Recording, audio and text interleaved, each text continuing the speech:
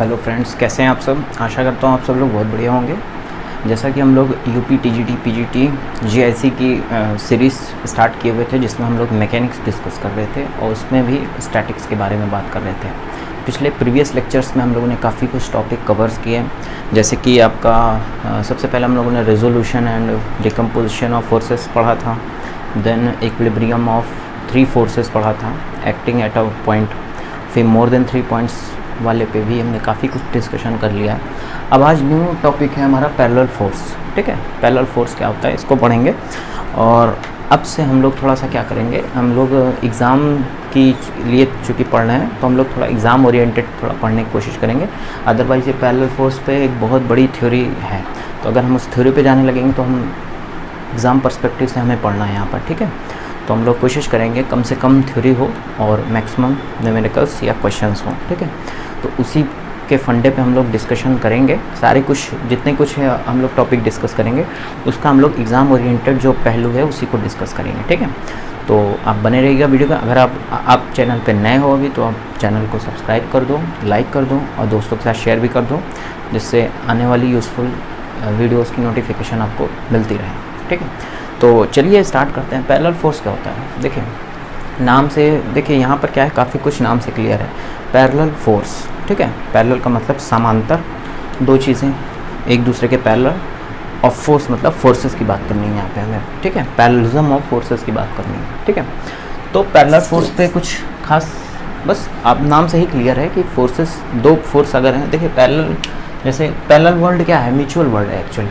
तो एक चीज़ है, तो ये क्या किसके पैरेलल, कुछ नहीं, नो आइडिया। लेकिन यहीं पे अगर ये, अगर मान लीजिए F1 है, ये अगर F2 है, तो देखिए दोनों क्या हैं, एक दूसरे के पैरेलल हैं।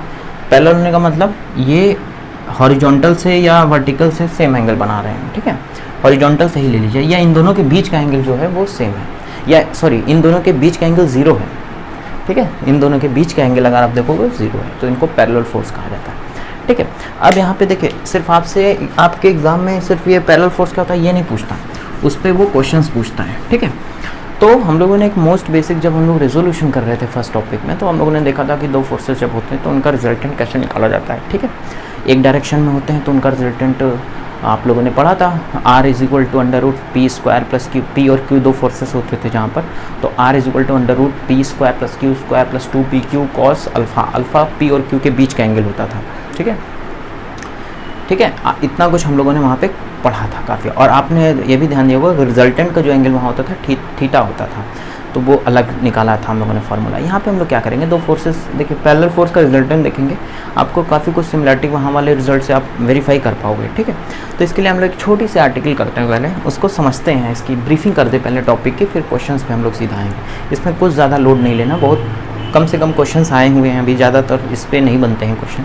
ठीक है, हम देखेंगे एक्चुअली स्टैटिक्स में जो है सबसे ज़्यादा क्वेश्चंस जो हम लोगों को देखने को मिले हैं, वो आपने अगर देखा होगा, प्रीवियस ईयर की स्टडी करेंगे अगर आप, तो उसमें आपने देखे होंगे लामीस थ्योरम से रिलेटेड जो होते हैं इक्विलिब्रियम की कंडीशंस पे, उसमें हम लोगों ने काफ़ी अच्छा डिस्कशन किया। तकरीबन 4 से 5 से 6 लेक्चर हम लोगों ने उसी पे दिया है, तो वो इम्पॉर्टेंट है खास।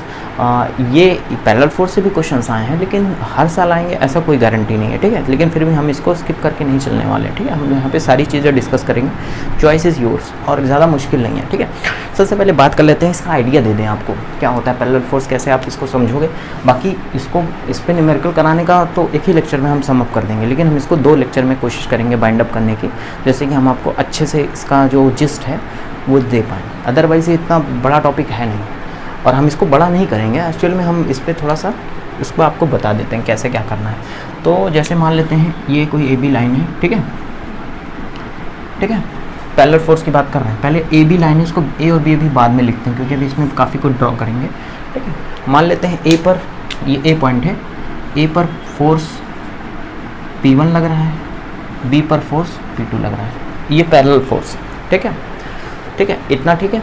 अब चलिए, अब A पर मान लेते हैं, ये अजम्पशन है। अभी असल में हम यहाँ देखना चाहेंगे, हम एक्चुअल में रिजल्टेंट फाइंड आउट करने की कोशिश करेंगे कि P1 P2 अगर दो पैरेलल फोर्सेस, उनका रिजल्टेंट कैसे निकाला जाता है, क्या डिडक्शंस होते हैं, उस पर बात कर रहे हैं। ठीक है, फिर हम इसको डायरेक्ट एक रिजल्ट मान के आगे हम आगे क्वेश्चंस करेंगे। ठीक है, तो ये इतनी चीज़ें हैं। ठीक है, अब देखिए मान लेते हैं यहाँ पर B पर एक फोर्स एस, ठीक है, बी पर एक फोर्स एस लग रहा है, ठीक है, और इधर साइड ये इसको नाम दे सकते हैं। अब आप लिख दीजिए ए और बी, एक फोर्स लग रहा है जिसका मैग्नीट्यूड आपका है, इसको मान लीजिए सी और इसको मान लीजिए डी, ठीक है, और ये भी है फोर्स एस, मतलब बी पर ए डी डायरेक्शन में एस फोर्स लग रहा है और बी सी डायरेक्शन में भी एस। तो देखिए ये क्या है, दृढ़पिंड है, मतलब एक रॉड है अगर मान लीजिए ए बी, तो इस पर अगर एक फोर्स इधर साइड लग रहा है, इक्वल एंड अपोजिट, ठीक है, एक इधर लग रहा है और एक इधर लग रहा है, तो इनका जो नेट फोर्स आएगा वो तो ज़ीरो आएगा, ठीक है। इसको जस्ट कंस्ट्रक्शन पर्पस से हम लोगों ने लिया है, ठीक है। मेन जो है इस पूरी ए बी रॉड पे P1 और P2 फोर्स ही जो दो पैरेलल फोर्स लगे हैं, ठीक है, इतना आप समझिएगा। अब चलिए हम यहाँ पे आपको कुछ बताना चाह रहे थे, ठीक है। तो अब आप काम क्या करिए, इसको थोड़ा पैरेललोग्राम ड्रॉ करने की कोशिश करिए, ठीक है। तो यहाँ से देखिए ड्रॉ करेंगे, तो क्यों करेंगे, अब भैया आपको इसका आंसर मिलेगा। पैरेललोग्राम थोड़ा ड्रॉ करने की कोशिश कर रहे हैं, ठीक है, क्यों कर रहे हैं ये अभी आप समझ पाए होंगे, नहीं समझ पाए चलिए मैं बता देता हूँ। पैरेललोग्राम ड्रॉ करने का मतलब, हालांकि यहाँ पैरेललोग्राम स्क्वायर को कोइंसाइड करेगा, इसलिए होता है just for to find out resultant of forces. तो यहाँ देखिए दो फोर्सेस लग रहे हैं, जब इनका जो रिजल्टेंट होगा इनके बीच से जाएगा। फर्स्ट टॉपिक में देखिए मेरा रिजल्टेंट तो काफ़ी सर्पीला कार हो गया, ठीक है, तो इनका जो रिजल्टेंट होगा इनके बीच से जाएगा, ठीक है, ये होगा, और इन दोनों का रिजल्टेंट होगा इनके बीच से जाएगा, ठीक है। ये हम लोगों ने फर्स्ट टॉपिक में कवर किया था, ठीक है। इसको कुछ और नाम दे दीजिए, ABCD हो गया, इसको E नाम दे दीजिए और इसको F नाम दे दीजिए, ठीक है। और यहाँ सुविधा के लिए P1 P2 को थोड़ा सा नाम इधर साइड लिख लेते हैं, है ना, जिससे कि ये पॉइंट से कोइंसाइड ना करें, है ना। F हो गया, G ले लेते हैं, F ले लेते हैं, बोलिए अभी तक कोई प्रॉब्लम नहीं होगा। हमने देखिए क्या किया, AB रॉड थी, उस पर दो मतलब एक पैरेलल फोर्स, एक सेट ऑफ पैरेलल फोर्स, मतलब a pair of parallel force लग रहा है P1 P2, ठीक है, जिसके कॉर्नर पॉइंट्स पे, A और B के कॉर्नर पॉइंट्स पे हमने मान लिया कि कोई S जो फोर्स है, इसको आप प्रतिक्रिया बल भी ले सकते हो, रिएक्शन फोर्स भी ले सकते हो, कुछ भी ले सकते हो। A पर इस साइड एक रिएक्शन लग रहा है और B पर इस साइड लग रहा है, तो इनका जो नेट आएगा वो ज़ीरो आएगा, इक्वल एंड अपोजिट डायरेक्शन में, ठीक है, क्योंकि वेक्टर है, ठीक है। आप लोगों ने देखा था इक्वल एंड अपोजिट जो होता है वो एक दूसरे को कैंसिल कर देगा, उनका वेक्टर सम, ठीक है। तो इस पर नेट जो फोर्स है वो P1 और P2 ही लग रहा है। अब इसका हम फाइंड आउट करेंगे इस टोटल बॉडी पे इफेक्टिव फोर्स कितना होगा इन दोनों की वजह से, ठीक है, बस ये फाइंड आउट करना है हमको। तो हमने देखिए दोनों लिखा, अब यहाँ पे हमने पैरेललोग्राम क्यों ड्रॉ किया, just for to find out resultant of these two forces and here these two forces, ठीक है। तो इनका रिजल्टेंट किससे दिया जाएगा, BF से दिया जाएगा S और P2 का, और AE से दिया जाएगा S और P1 में। देखिए यहाँ पे एक चीज़ है, ये सब जो चीज़ें मैंने जितनी बोली हैं, जितना कुछ लिखा है, इस पर अभी आप किसी टेक्स्ट बुक को आप ओपन करोगे तो काफ़ी कुछ लिखा हुआ मिलेगा आपको। देखिए यहाँ पे due to shortage of time and exam आप लोग के करीब आ गए हैं, तो बहुत सारे रीज़न हैं, इसलिए मैं सारी लैंग्वेज नहीं लिखा हूँ यहाँ पे, आप बस समझते चलिए, इतना ज़्यादा आपको लिखना भी नहीं है अभी फ़िलहाल। अभी जो आपको एग्ज़ाम होने हैं वो MCQs टाइप के आएंगे, उसमें आपको डेरिवेशन नहीं पूछा जाएगा। हाँ, GIC के मेंस में पूछा जाएगा, अगर आप प्री क्वालिफाई करके जाओगे तो वहाँ पर हम देखा जाएगा कैसे करना है उसको, ठीक है। अभी यहाँ पे सिर्फ आपको इसको जस्ट आइडिया में दे रहा हूँ समझने का, कैसे आप पैरेलल फोर्स को कैसे समझोगे, क्वेश्चंस पे कैसे अप्लाई करोगे, इसलिए बस ये आर्टिकल डिस्कस की जा रही है। अदरवाइज आर्टिकल की कोई ज़्यादा खास ज़रूरत नहीं है, मैं जस्ट फॉर कंसेप्ट आपको बता रहा हूँ, ठीक है। तो बस इतना कंस्ट्रक्शन कर लिया। आप थोड़ा सा क्या काम करिए, इन दोनों के जो रिजल्ट हैं इनको बैक साइड में बढ़ाइए, ठीक है। बैक साइड में बढ़ाते हैं, क्या होता है देखते हैं, ठीक है। इसको इधर बढ़ा दिया, इसको इधर साइड बढ़ा दीजिए, ठीक है। अब ये दोनों कहीं ज्वाइन, कहीं कट कर रहे हैं, एक पॉइंट पे कट कर रहे हैं, ठीक है। इसको नाम दे दीजिए T, जिस पॉइंट पे कट कर रहे हैं उसको T नाम दे दीजिए। अब पॉइंट T पे AB के पैरेलल एक लाइन ड्रॉ कर लीजिए, ठीक है। AB के पैरेलल एक लाइन ड्रॉ कर लीजिए, ठीक है, ओके। अब देखिए AB के पैरेलल लाइन ड्रॉ कर लिया, मान लेते हैं ये लाइन आपकी कुछ ये सब सारे सिम्बल्स तो यूज़ हो गए, XY ले लीजिए लाइन, ठीक है, ओके, इतना कोई दिक्कत नहीं है। अब देखिए यहाँ पे क्या है, ये चूंकि दृढ़पिंड है, ठीक है, और इनका जो रिजल्टेंट है बैक साइड बढ़ाने पे ये T पॉइंट पे कट कर रहे हैं दोनों, ठीक है। तो यहाँ पर देखिए इस देखिए एक रेफरेंस में काम करेंगे। इस T पॉइंट को अगर हम A पॉइंट को अज्यूम करें तो कोई प्रॉब्लम नहीं होगी। अगर इस T को A पॉइंट की तरह ट्रीट करें, क्योंकि रिजिड बॉडी है, तो रिजिड बॉडी में ऐसा होता है कि आप किसी एक पॉइंट पे जैसे, मतलब ठीक है, थोड़ा सा रेफरेंस अगर चेंज करते हो, रिजिड बॉडी हम लोग पढ़ेंगे आगे, ठीक है। वहाँ पे क्या होता है, जब एक पॉइंट पे आप निकाल ले होते हो तो उसके रिस्पेक्ट में जो अदर पॉइंट्स हैं उनका निकालो, चाहे आप इस चीज़ को बदल के दूसरे पॉइंट पे भी ले जा सकते हो। तो ये रिजिड बॉडी में सिर्फ और सिर्फ है। क्योंकि क्यों होता है रिजिड बॉडी? क्योंकि यहाँ पे जो पार्टिकल्स हैं, ऐसा हम लोग अजम्पशन लेके चलते हैं कि इनके जो एक पार्टिकल के जो प्लेस है वो एक जगह से दूसरे के नहीं होता है चेंज, ठीक है, दैट फॉर इसी के लिए बस। तो बस ऐसा कर लिया आपने। तो यहाँ पे इस ए को हम थोड़ी देर के लिए टी को माने तो देखिए ए पर क्या है, फोर्स लग रहा था P1 नीचे साइड, जस्ट इसके परपेंडिकुलर डायरेक्शन में है ना, बाहर है नीचे लगेगा। तो टी पर भी सेम मान ले, अगर हमने टी को ऐसा ट्रीट किया तो यहाँ पर क्या लगेगा, P1 इधर साइड लगेगा और S इधर साइड लग रहा है, मतलब AD डायरेक्शन में। तो चूंकि AB AD पैरेलल है तो ये भी, और ये XY भी AB के पैरेलल है तो AD के पैरेलल हुआ, AD के पैरेलल हुआ तो ये S जो है AD की डायरेक्शन में, तो ये भी S क्या होगा, इधर की S की डायरेक्शन में होगा। बोले ओके।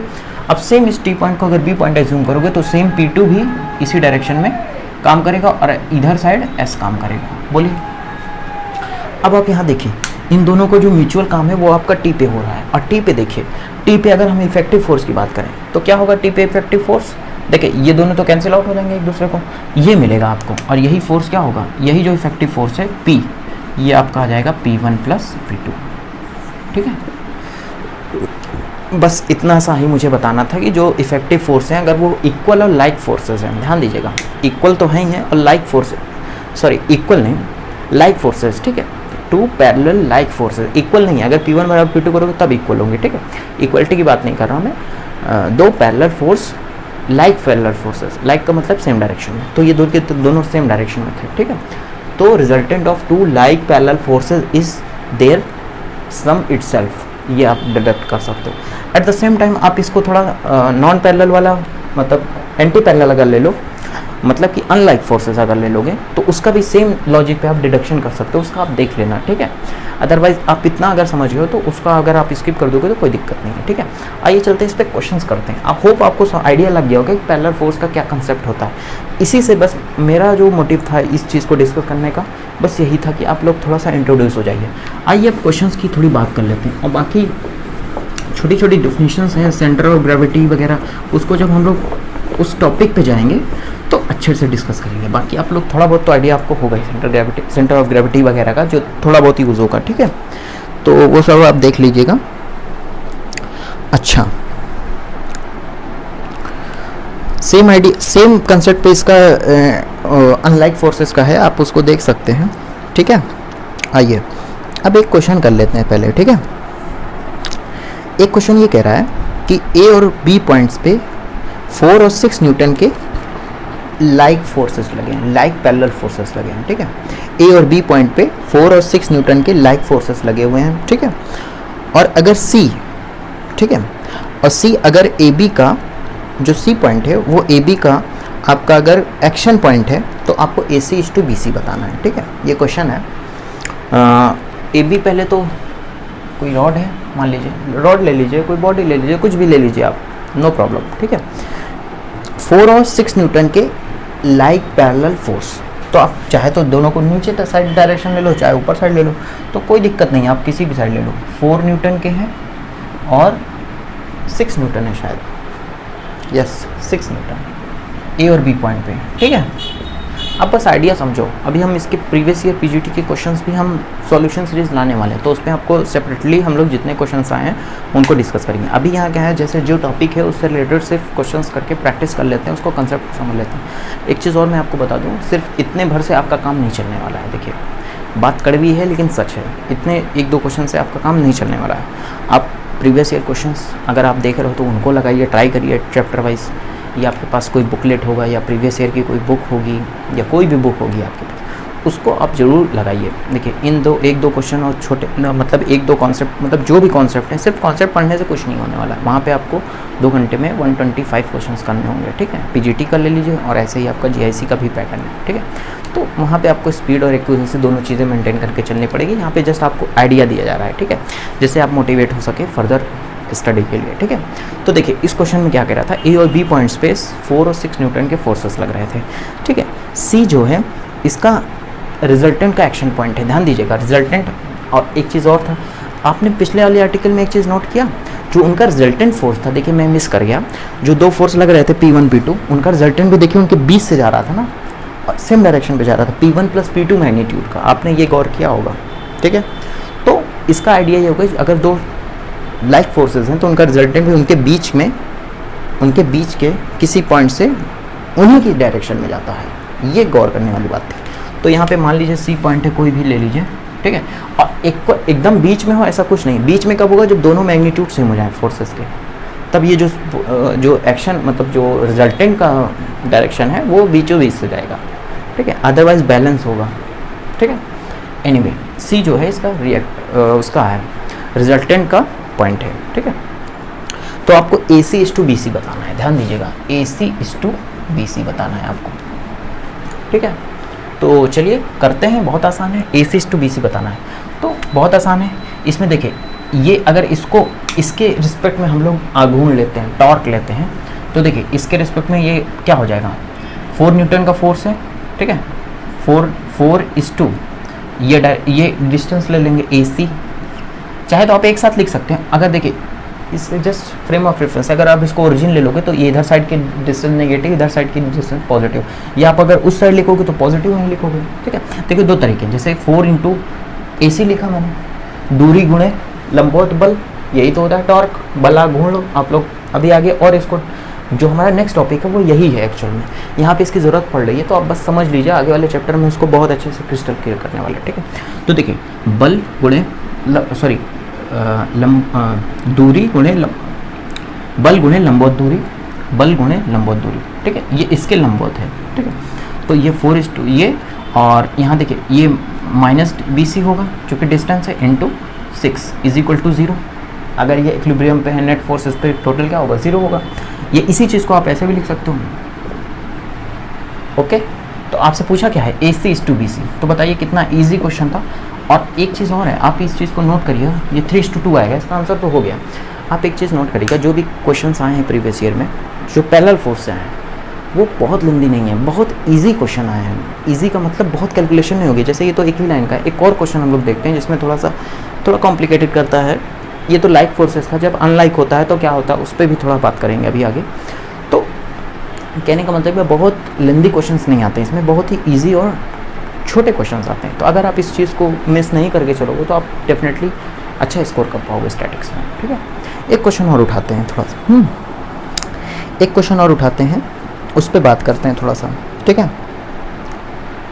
हाँ ठीक है, 11 मीटर की जो दूरी है, ठीक है, उसके बीच पे AB रॉड है, A पर 17 kg, ठीक है, वेट का, और B पर 5 kg वेट का इक्वल पैरेलल फोर्स लग रहे हैं, ठीक है, और C पर रिजल्टेंट काम कर रहा है, तो AC का वैल्यू बताना है हमको। ये भी एकदम इजी है, इस पर थोड़ा सा बात कर लेते हैं, ठीक है। ये क्वेश्चन करते हैं, इसके बाद एक एंटी पैरेलल वाले पे भी कर लेते हैं, ठीक है।